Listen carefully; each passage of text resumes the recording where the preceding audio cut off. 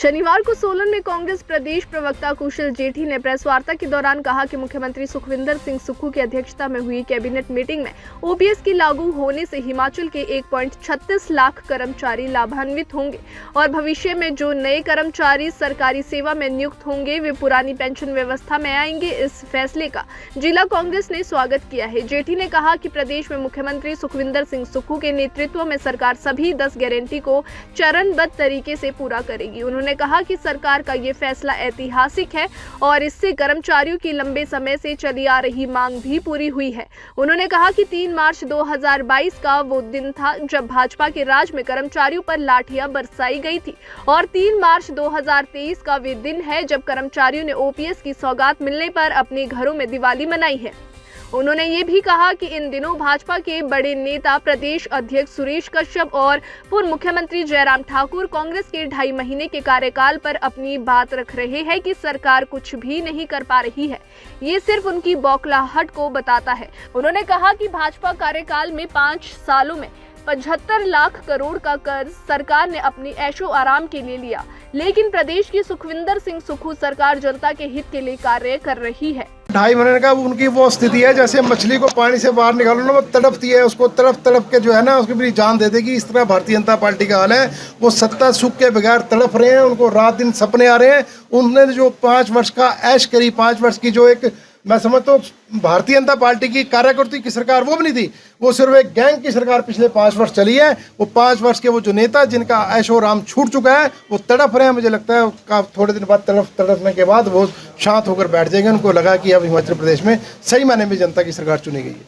मैं समझता हूँ कि जब कांग्रेस पार्टी ने ओपीएस के मुद्दे के ऊपर जब पहली गारंटी हिमाचल प्रदेश की जनता और प्रदेश के कर्मचारियों को दी थी और उस समय कई सवाल विपक्ष की पार्टियों ने किए थे कि कैसे लागू करेंगे, कहाँ से पैसा लाएंगे, उस चीज़ को आज मुझे लगता है कि सुखविंदर सिंह जी की सरकार ने कल के कैबिनेट के फैसले से दर्शा दिया है कि हमारी भावना जो पवित्र थी, जो हमने कहा, हमने वोट की खातिर नहीं कहा, हमने सिर्फ जनता के दुख दर्द कम करने के लिए वादे किए थे और उसको लागू कैसे किया जाए इसका एक उदाहरण भी कल की कैबिनेट सरकार में माननीय मुख्यमंत्री महोदय ने दिखाया कि जो पहली कैबिनेट बैठक में इसको पास किया था और कल कैसे लागू किया जाए उसका जो उदाहरण उन्होंने पेश किया, मैं समझता हूँ पूरे देश के लिए, पूरे हमारे हर एक प्रदेश के लिए, कर्मचारियों के लिए एक सुख का सूरज ये कल उग के आया है।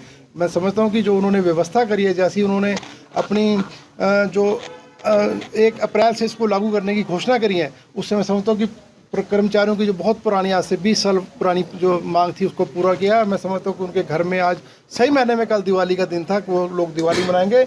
इस फैसले के बाद हिमाचल प्रदेश की जनता से जो बाकी वादे किए, जो वादे नहीं भी किए, कई वादे रह भी जाते हैं, उसके बाद जो ध्यान आता है कि ये भी काम करने चाहिए, ये भी काम करने चाहिए। मैं समझता हूँ कि 5 वर्ष के लिए वादे किए थे, एक एक करके धीरे धीरे करके सारे वादे जो कांग्रेस की सरकार पूर्ण करेगी।